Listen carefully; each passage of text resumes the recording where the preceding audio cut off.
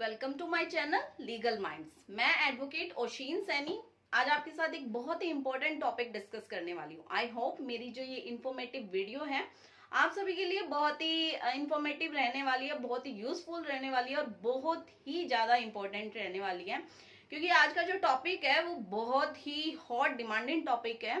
क्योंकि जो ये टॉपिक है इसमें मैं आपको ये बताऊंगी कि अगर police without investigation report court में सबमिट कर देती है तो फिर आपके पास लीगल राइट्स क्या रह जाते हैं, या फिर आपके पास क्या ऐसे राइट्स हैं जिनको यूज करके आप एक पुलिस वाले के खिलाफ भी क्रिमिनल चार्जेस स्टार्ट कर सकते हैं। मतलब उनके खिलाफ भी क्रिमिनल चार्जेस करवा सकते हैं, उनके खिलाफ भी एफआईआर करवा सकते हैं।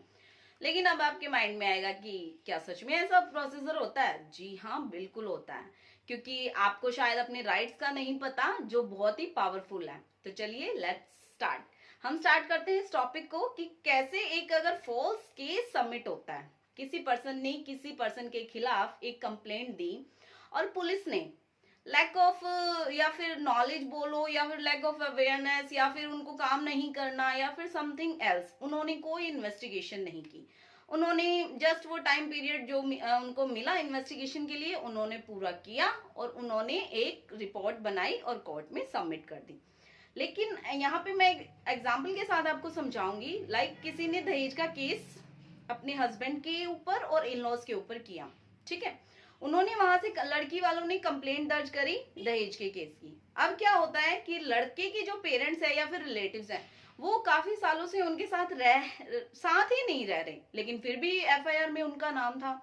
अब जब एफआईआर में उनका नाम आया, उनको बुलाया गया, तो उन्होंने काफी प्रूफ भी दिए लड़के वालों ने। उन्होंने बताया भी कि मेरे जो पेरेंट्स हैं, मेरे जो रिलेटिव्स हैं, वो तो हमारे साथ ही नहीं रह रहे, तो वो दहेज की डिमांड कैसे करेंगे।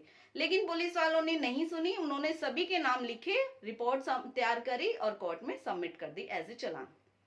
अब जब ट्रायल शुरू हुआ, अब यहाँ पर जो रोल होता है वो काउंसिल का होता है कि वो इन छोटे छोटे फैक्ट्स को कैसे प्रूव करते हैं, और जो चीजें प्रूव की जाती हैं उसी के बेस पे आपको कन्विक्शन या फिर एक्विटल मिलता है। तो इस जो मैं स्टोरी सुना रही थी इसमें तो ओवरऑल सभी बरी हुए, क्योंकि वो एक फॉल्स केस था। अब यहीं पे एक चीज बात उठ के आती है कि क्या इतना इजी रहता है कि फॉल्स केस लगा दिया जाए और पुलिस वाले कार्रवाई करे बिना, इन्वेस्टिगेशन करे बिना और रिपोर्ट सबमिट कर देते हैं? काफी केसों में होता है, काफी केस होते हैं ऐसे जिसमें ऐसा हुआ भी है, मैंने भी काफी देखे हैं। तो उसमें बाद में आपके पास जो लीगल राइट्स आते हैं, अब मैं उसके बारे में डिस्कस करती हूँ। अगर ऐसा हो जाता है और आपके केस का डिसीजन भी आ जाता है और आपको बरी भी किया जाता है कोर्ट की तरफ से और ये प्रूफ हो जाता है कि वो केस जो था वो फॉल्स सबमिटेड था, अब आपके पास जो राइट आता है, यहाँ पर सबसे पहला जो सेक्शन साइट होता है जिस भी बंदे ने फॉल्स एलिगेशंस लगाए थे, वो आईपीसी का सेक्शन 211 उसको लायबल बनाता है, पनिशेबल बनाता है। उसी के साथ 193 भी साइड करता है, क्योंकि उन्होंने कहीं ना कहीं सबूत भी झूठे पेश किए थे कोर्ट में।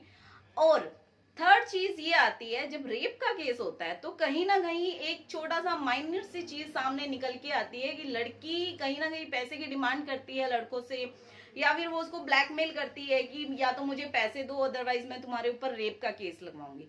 अगर ये चीजें सामने आती है तो यहीं पे एक और सेक्शन ऐड हो जाता है, सेक्शन 383। जी हाँ, बिल्कुल, ये सेक्शन ये कहता है कि अगर कोई आपसे पैसे की डिमांड कर रहा है और वो भी आपके ऊपर ऐसे एलिगेशन लगाने के लिए कि अगर तुमने पैसे नहीं दिए तो मैं या तो तुम्हारे ऊपर रेप का केस लगा दूंगी, या फिर कोई भी ऐसा ऑफेंस जिसकी पनिशमेंट 10 साल से ज्यादा।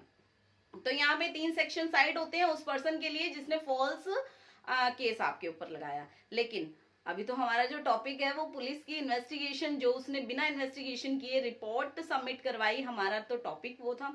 तो लेट्स सी, अब हम इसके ऊपर आते हैं।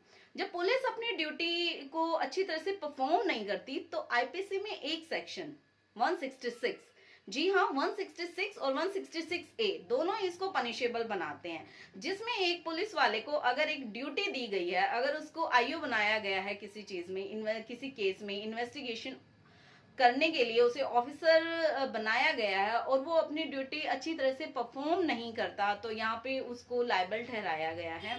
इसी के साथ एक और सेक्शन आईपीसी का 167। अब 167 क्या कहता है, तो आपकी नॉलेज के लिए मैं ये बता दूं कि सेक्शन 167 ये बोलता है कि कोई भी पुलिस ऑफिसर अगर फॉल्स डॉक्यूमेंट बनाता है, काइंड ऑफ फॉल्स ही डॉक्यूमेंट हुआ, उसने इन्वेस्टिगेशन की नहीं, उसने अपनी मनगढ़ंत उसमें स्टोरी जो उसने सुनी वन साइडेड उसने लिख दिया और उसको तैयार कर दिया, उसको सर्टिफाइड कर दिया खुद से, ठीक है, खुद का आइडेंटिफिकेशन करके।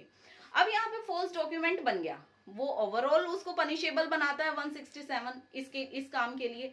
अब यहाँ पर जब उसने इन्वेस्टिगेशन रिपोर्ट सबमिट की और फिर उसने उसको कोर्ट में भी प्रेजेंट किया, अब एक सेक्शन और उस पे साइट होता है जो सेक्शन है 219। जी हाँ, अगर वो उस डॉक्यूमेंट को जो 167 में पुलिस ऑफिसर बना रहा है विदाउट इन्वेस्टिगेशन के, अब उसको उसने कोर्ट में भी प्रेजेंट किया तो यहाँ पर उसको 7 साल की सजा विद फाइन। जी हाँ, ये जो 219 है आईपीसी, ये इसमें 7 साल की सजा है एक पुलिस ऑफिसर को अगर वो एक फॉल्स डॉक्यूमेंट बना के कोर्ट में प्रेजेंट करता है।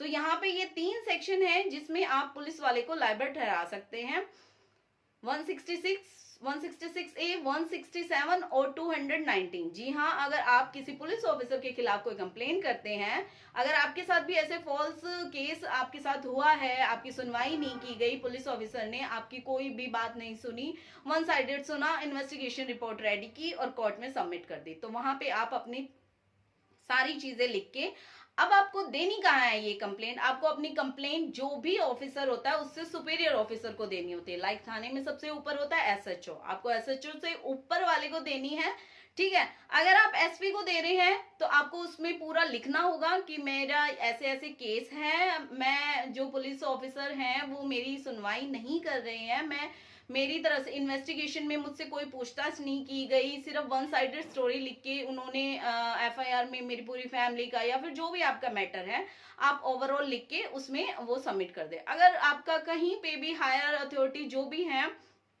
आपका आईजी डीजीपी या फिर जहां पे भी आपका कहीं पे सॉल्यूशन नहीं हो रहा, तो उससे भी बेस्ट एक सॉल्यूशन है, आप सीआरपीसी के सेक्शन 200 में जाकर कंप्लेंट दर्ज करवा दीजिए, ठीक है। ये सीधा आप मजिस्ट्रेट को कंप्लेंट करेंगे, अगर मजिस्ट्रेट को लगेगा सफिशिएंट कॉज लगेंगे तो वो इन्वेस्टिगेशन के ऑर्डर देंगे, पुलिस को प्रॉपर इन्वेस्टिगेशन करनी पड़ेगी और जिन पुलिस ऑफिसर्स के खिलाफ आपने कंप्लेंट दी है अगर वहां पे वो पुलिस ऑफिसर गिल्ट पाया जाता है तो उसको एट प्रेजेंट सस्पेंशन के ऑर्डर आएंगे और साथ ही साथ उनके ऊपर क्रिमिनल चार्जेस लगा के उनका ट्रायल भी स्टार्ट किया जाएगा। और उसके बाद आपको पता ही है जब क्रिमिनल चार्जेस स्टार्ट हो जाते हैं तो या तो पर्सन गिल्ट होता है या फिर एक्विट होता है।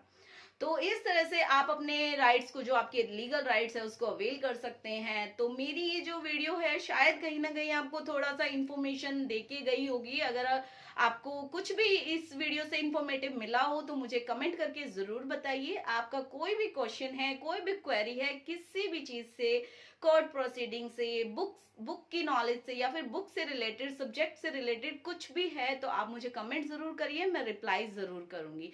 और फर्दर मैं जिस भी टॉपिक पे वीडियो बनाऊं आप मुझे सजेशन कर सकते हैं, आपकी डिमांडिंग टॉपिक पे मैं नेक्स्ट वीडियो लेकर आऊंगी। मेरा वीडियो अच्छा लगा हो तो लाइक करें, मेरे चैनल को सब्सक्राइब करें ताकि ऐसे ही अच्छी अच्छी इंफॉर्मेटिव वीडियोस मैं आपके लिए लाती रहूं। Thank you.